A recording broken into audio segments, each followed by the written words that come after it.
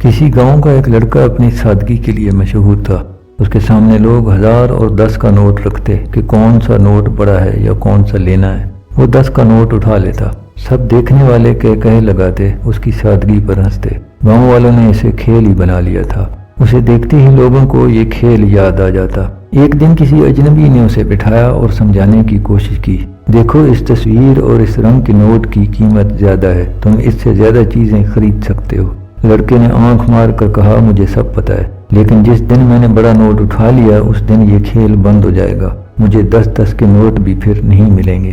ہماری اکثریت لیکن گاؤں کے اس سادہ لڑکے سے بھی زیادہ سادہ ہوتی ہے۔ وہ زندگی بھر دوسروں کو یہ یقین دلانے میں گزار جاتے ہیں کہ مجھ سے زیادہ عقل مند کوئی نہیں۔ لوگ بھی پھر سادگی کی بجائے ان کی عقل آزمانے پر تل جاتے ہیں۔ کنفیوشیس نے کہا تھا، ہم 2 زندگیاں جیتے ہیں۔ دوسری زندگی اس دن شروع ہوتی ہے جس دن ہمیں پتہ چلتا ہے زندگی بس ایک بار ہی ملتی ہے۔ آپ اپنے آس پاس دیکھیں، وہ لوگ جو معاشرے میں بے وقوف مشہور ہوتے ہیں بہت سادہ ہوتے ہیں، ان پر زندگی بڑی مہربان ہوتی ہے، جبکہ وہ جو عقل کے دعوے دار ہوتے ہیں، جو دعویٰ کرتے ہیں وہ بڑے چالاک ہیں، ان کی زندگی ایک مشقت بن جاتی ہے۔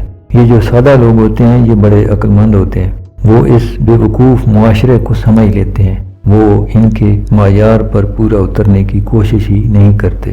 بقول کنفیوشیس وہی لوگ دوسری زندگی جیتے ہیں، وہ جو مانتے ہیں یہ زندگی بس ایک بار ہی ملتی ہے، اسے دوسروں کو متاثر کرنے پر خرچ نہ کرو۔ نہیں، وہ دوسروں کے لیے خوف مانتے ہیں، وہ اس ایک زندگی کے لیے بے دھڑک فیصلے کرتے ہیں، ان کو کوئی ڈر نہیں ہوتا کہ ناکامی پر لوگ ان پر ہنسیں گے۔